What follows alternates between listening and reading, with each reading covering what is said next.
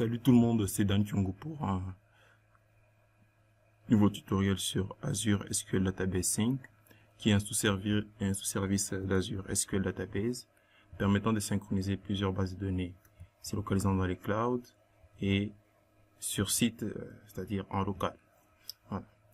Donc dans ce tutoriel, nous verrons beaucoup plus comment implémenter cette solution entre trois bases de données, deux se localisant au niveau cloud et une sur site, c'est-à-dire en local, mais dans ce cas, il sera beaucoup plus sur cette machine. Et voilà le fonctionnement d'Azure SQL Database 5.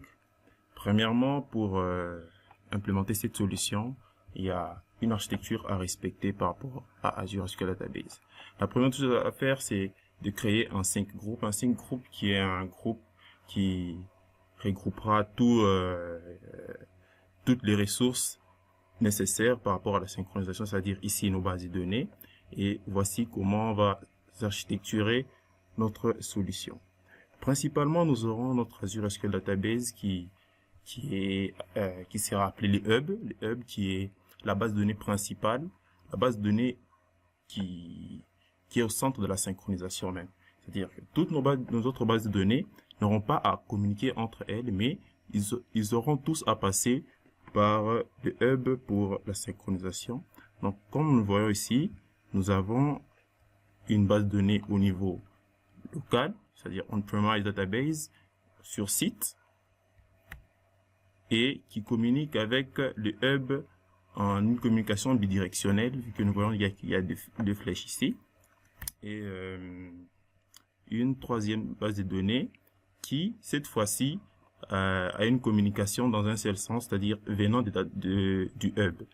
Là, nous avons une autre base de données dans le cloud, qui elle aussi dans un seul sens, mais cette fois-ci, de la base de données cloud vers le hub.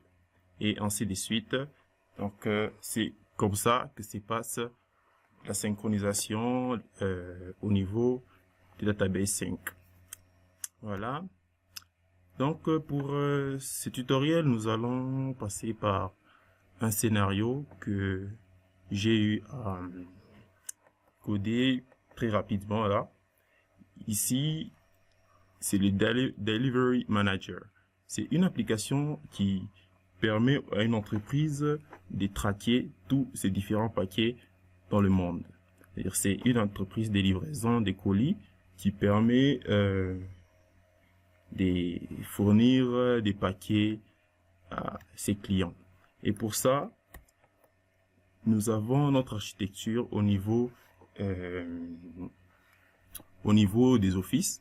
Nous avons principalement trois offices, dont le Central Office localisé à Paris, un autre office à Kinshasa et un autre à Washington. Et tous ces trois offices doivent synchroniser les données en temps réel. C'est-à-dire, dès qu'on enregistre ou on modifie un enregistrement au niveau de Paris, ces données doivent se répliquer automatiquement sur Washington et ainsi de suite sur Kinshasa. Voilà. Donc, passons à la démo. Nous allons implémenter Azure SQL Database Sync. Voilà. Premièrement, il vous faut un compte Azure. C'est-à-dire, si vous n'avez pas un compte Azure, vous pouvez en créer un gratuitement. Mais pour ça, il vous faudra une carte bancaire. Et là, vous aurez un crédit de $200 pour 12 mois. Si vous n'avez pas des cartes de crédit, vous pourrez tout de même créer un compte Azure Student. Pour ça, il faudra être éligible pour ça. C'est-à-dire, il faudrait que votre université soit éligible à ces services. Bon, moi, pour l'instant, j'ai déjà un compte ici et nous allons l'utiliser. Là, nous allons aller dans la ressource Data Sync Resources où j'ai déjà créé deux bases de données qui sont Paris Office DB pour l'office localisé à Paris et Washington Office DB pour l'office localisé à Washington. Et nous allons implémenter Azure Data Sync sur Paris Office DB. Donc, nous allons utiliser Paris Office DB comme notre hub. Pour ça, nous cliquons sur Paris Office DB. Vous cherchez synchroniser avec les autres bases de données. Ici. Là, il n'y a encore pas de synchronisation. Nous allons créer un nouveau groupe de synchronisation qui est les 5 groupes dont nous avons parlé au début. Nous allons lui donner un nom pour dire library group, sync group par exemple. Sync group. Voilà. Nous allons synchroniser avec une base de données déjà existante. Nous allons choisir Washington Office DB, qui est une base de données qui se trouve au niveau, qui est hébergée au niveau d'Azure. Et nous allons faire une synchronisation automatique. Nous allons spécifier une fréquence de synchronisation. Donc là, pour ce tutoriel, nous allons passer en secondes, par exemple. En minutes, c'est beaucoup mieux. Nous mettrons 1 minute pour la synchronisation. Attendez. Voilà, 5 minutes. C'est mieux. Voilà. 5 minutes. Donc, on ne peut pas spécifier une fréquence de synchronisation en deçà de 5 minutes et 30 secondes. Donc, nous allons commencer à partir de 5 minutes. Et nous devons aussi spécifier la résolution des conflits. Il y a 2 options fournies ici, dont le gain du hub et le gain du membre. Qu'est-ce qui se passe ici? Donc, en spécifiant le gain du hub, nous donnons beaucoup plus la priorité au niveau du hub. C'est le hub, en cas de conflit, c'est le hub qui aura beaucoup plus d'avantages sur le membre, sur la base de données membre. Donc, nous allons aller pour le gain du hub. Donc, OK. On crée le sync group. Voilà, notre sync group vient d'être créé. OK. Là, nous devrons maintenant spécifier un nom d'utilisateur et un mot de passe. C'est le nom de notre serveur SQL. Parce qu'avant de créer nos 2 bases de données, Paris Office DB et Washington DB, ont été créées sous un serveur SQL que j'avais déjà créé plutôt déjà avant. Donc, vous allez utiliser ces mêmes logins. Donc, pour moi, c'est comme notre utilisateur, c'est dbadmin et mon password, bon, il est privé, hein.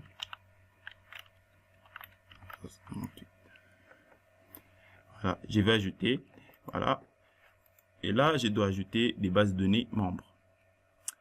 J'ai la possibilité d'ajouter une base de données Azure, donc une base de données hébergée sur Azure, et une base de données SQL Server qui se trouve en local sur ma machine. Premièrement, nous allons ajouter Washington Office DB, qui est une base de données localisée sur Azure. Nous allons la sélectionner. Voilà, nous allons donner le nom de membre de synchronisation, on va dire Washington Sync DB. Voilà. Par exemple, mon abonnement Visual Studio Entreprise est là. J'ai choisi mon serveur SQL. Ici, c'est le Delivery Manager. Et ensuite, Azure SQL Database. Je vais prendre Washington Office DB. Donc là, il me liste toutes les bases de données qui ont été créées au niveau d'Azure SQL Server. Et après, je prends Washington Office DB. Les sons de synchronisation. Nous irons pour une synchronisation bidirectionnelle. Et nous spécifions un nom d'utilisateur, un mot de passe. Nous utilisons toujours dbadmin. En fait, ce sont des logins du serveur SQL. Et là,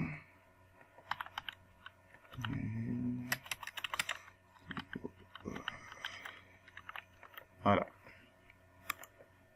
On va prendre OK. Notre base de données membre s'ajoute au sync group. Voilà. La base de données a été ajoutée, comme vous le voyez là. Nous allons aussi ajouter notre base de données locale. Donc, pour ajouter une base de données locale, voilà. Allons choisir. Pour ça, au niveau de la base de données locale, nous allons premièrement créer un agent. L'agent est un outil qui sera installé sur notre machine et qui va permettre de traquer toutes les transactions à la base de données locale et de pouvoir facilement synchroniser avec les hubs lors d'une présence de connexion Internet, soit des connexions directes avec le hub hébergé dans le cloud. Voilà, la première des choses avant à faire avant de créer un agent et de le télécharger déjà. Donc, télécharger, nous avons un nouvel onglet. Ok. D'accord. Nous allons le télécharger. Download. Il est là. Next.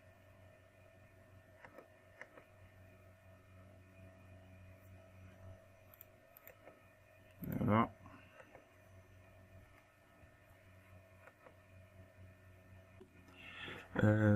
Nous allons installer l'agent. On va cliquer sur ouvrir. Faire next. I agree. Voilà. Ici, nous devrions spécifier les logs de notre les usernames et les passwords d'accès à notre serveur installé sur notre machine locale. Pour ça, nous allons essayer de récupérer les usernames qui est là. Juste là. Voilà, ici chez moi, c'est Desktop HQ et EQ09. Je vais utiliser. Et là, je mets barre MSP. Donc, vous prenez le nom de votre machine, barre, le nom, le compte utilisateur que vous allez utiliser et le password. Ici, chez moi, je crois que c'est ça. Je me trompe pas. Voilà. Oui, on accepte. Voilà. Nous avons notre agent installé. Ça, nous rentre sur Azure. Nous allons donner un nom à notre agent. C'est bon, avant d'ouvrir. Nous allons ouvrir l'agent Sync. Voilà, Microsoft SQL Data Sync. Vous l'ouvrez. Il est là. Et avant, on doit lui créer un nom. Donc, on va l'appeler Kinshasa Office DB. Kinshasa Sync DB. Excusez-moi, Kinshasa Sync DB. C'est plus propre. Voilà. Et là, nous allons créer et générer une clé que nous allons ajouter, que nous allons inscrire au niveau de l'agent sur notre machine locale ou notre serveur. Ok. Voilà, nous avons notre clé. Nous allons copier. Nous allons l'ajouter ici.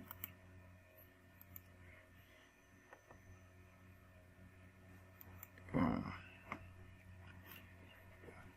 Là, nous allons mettre les données par rapport à la connexion au serveur distant. Ici, c'est dbadmin et les passwords. Nous testons la connexion. Voilà, la connexion a réussi.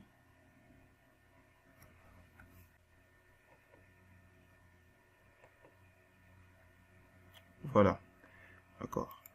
Il est connecté, c'est bon. On peut faire un ping, sync service pour voir si ça marche. C'est bon. Et là, nous devrons maintenant enregistrer notre base de données à notre hub distant. Pour ça, nous allons cliquer sur Register. Et à notre sync group, excusez-moi. Bon, là, nous allons mettre les informations par rapport à notre base de données locale, qui sont ici, nous utilisons comme serveur, je sais pas, notre base de données c'est Kinshasa. Kinshasa Office DB, qui se trouve directement sur place, dans mon instance. Donc on va voir cette base de données. Elle est ici. Ça c'est mon instance locale. Elle est là, Kinshasa Office DB. Et nous allons enregistrer. Et automatiquement, cette base de données sera reconnue au niveau de notre 5 groupes, au niveau d'Azure. Nous pourrons la sélectionner pour l'intégrer comme membre dans le 5 groupes. Là, patiente un peu. Voilà, il est là. Il est reachable, donc connecté directement et reconnu au niveau d'Azure. Cliquons sur OK. Nous venons maintenant sélectionner la base de données au niveau grâce à notre agent, grâce à l'agent que nous venons de créer. Donnons le nom du membre de synchronisation. Kinshasa DB. Voilà, là, c'est le nom de l'agent.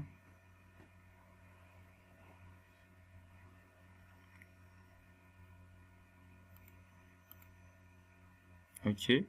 Kinshasa DB, c'est pas grave. OK. Voilà, nous allons donner Kinshasa DB5. La base de données locale connectée à cet agent, nous sélectionnons, voyez, Desktop, HQ, Kinshasa Office DB. Automatiquement, Azure reconnaît la base de données qui a été créée localement sur notre serveur SQL.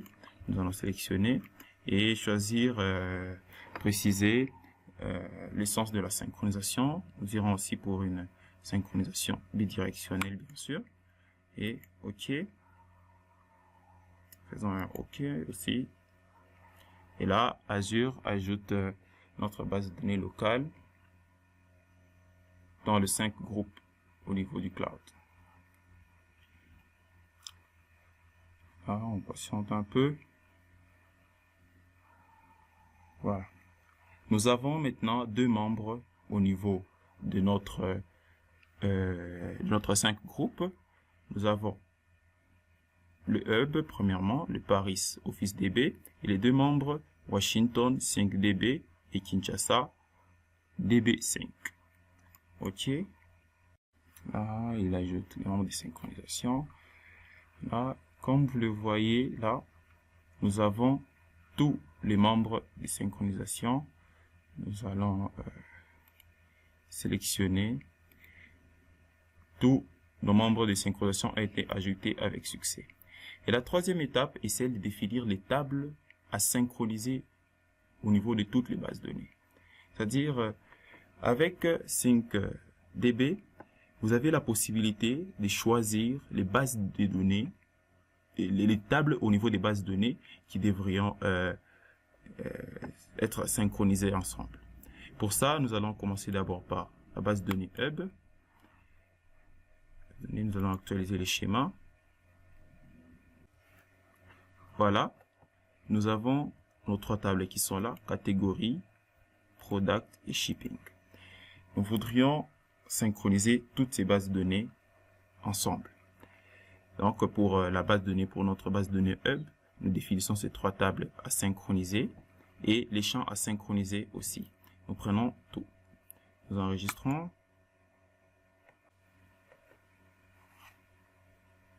Et bon, voilà.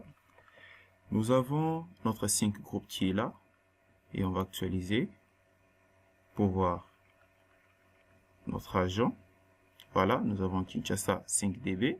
Notre agent est là, l'agent que nous avons implémenté au niveau local et le Deliver Sync Group qui est notre sync group. Nous allons ajouter des bases de données, des tables à synchroniser pour les 2 membres qui restent parce que là nous n'avons fait cette opération que pour notre hub et pour ça nous devrions entrer dans au niveau de notre sync group. Sélectionnons les sync groupes. Voilà, là nous avons 3 tables, 3 bases de données synchronisées et 3 tables. Nous allons cliquer sur les 3 tables ici. Au niveau du Kinshasa DB Sync, nous allons sélectionner, c'est déjà fait. Washington DB Sync aussi, c'est-à-dire que toutes ces bases de données seront synchronisées ensemble, vont se synchroniser en fait entre eux. Et pour ça, déjà, nous devrions compter, il y a 5 minutes qui s'écouleront entre chaque transaction, comme nous l'avons défini, c'est la fréquence de synchronisation. Et nous allons pratiquement voir cela par l'application de démo que j'ai implémentée, qui est assez basique. Voilà, nous voyons que tout est parfait ici. Nous n'avons plus besoin de ça. Ok. Nous avons 3 bases de données, le hub et les 2 membres, qui sont Kinshasa DB, Office DB et Washington Office DB. Et nos 3 tables qui sont catégorie, shipping et product. Et là, nous avons le log, le journal de toutes les synchronisations. Voilà. Là, ça montre qu'il y a une base de données Kinshasa DB qui a été ajoutée il y a 1.52 secondes. Et pour ça, nous allons lancer la synchronisation. Nous allons démarrer la synchronisation. Elle s'est fait automatiquement et là, elle s'est déclenchée. Voilà. Pour démontrer tout ça, nous allons voir notre application qui a été implémentée ici. Voilà.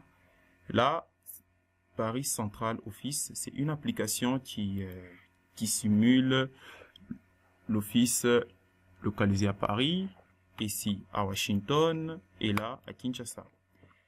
Et toutes ces bases de données pour l'instant sont vraiment découplées, c'est-à-dire indépendantes, et elles devront se synchroniser automatiquement. Pour ça, nous allons essayer par exemple de modifier un enregistrement. Ici, nous avons une progress, donc Samsung Galaxy, Kenmwepu, Kentucky, une progress. Nous allons mettre delivered pour dire délivrer. Et pour ça, nous allons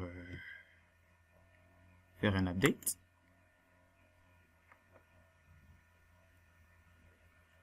Voilà. Ici, c'est delivered. Et comme vous le voyez là, nous allons faire un refresh ici, au niveau de Washington. Tourne. Voilà, data refreshed. Et là, Ken est encore in progress. Pourquoi? Parce que les 5 minutes que nous avons définies pour la fréquence de synchronisation ne sont pas encore écoulées. Nous devrions attendre les 5 minutes pour voir les résultats apparaître. Et de même pour Kinshasa, Office aussi, qui attend. Donc, nous allons attendre 5 minutes et voir les résultats.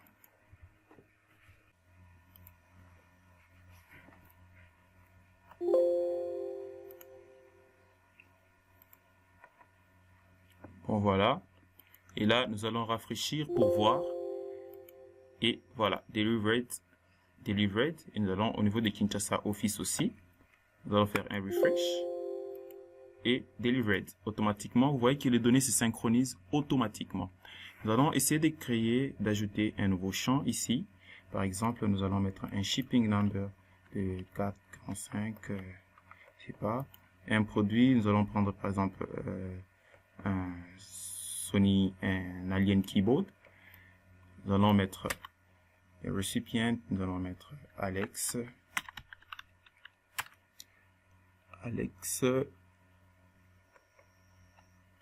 Et la position actuelle du produit, nous allons mettre par exemple Miami. Et là, in progress, nous allons ajouter cet enregistrement au niveau de notre base de données locale, Kinshasa Office, faire un insert. Et là, vous voyez que notre enregistrement a été bien inséré au niveau de notre base de données, ajouté au niveau de votre base de données, mais non synchronisé au niveau des autres bases de données comme Washington pour l'instant. Voilà. il n'y a encore rien. Et au niveau de Paris Central Office, il n'y a rien. Vous devriez attendre les 5 minutes minimum pour la synchronisation. Et là, j'ai survole la vidéo rapidement pour que vous puissiez voir les résultats. Et voilà, comme dit, je fais un refresh.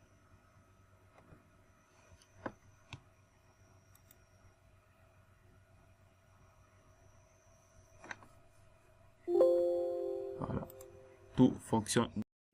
Voilà, merci d'avoir suivi cette vidéo et à la prochaine pour une prochaine. Et sinon, pour le projet, vous le retrouverez sur mon GitHub, dont le lien sera décrit dans la description. Merci et à plus.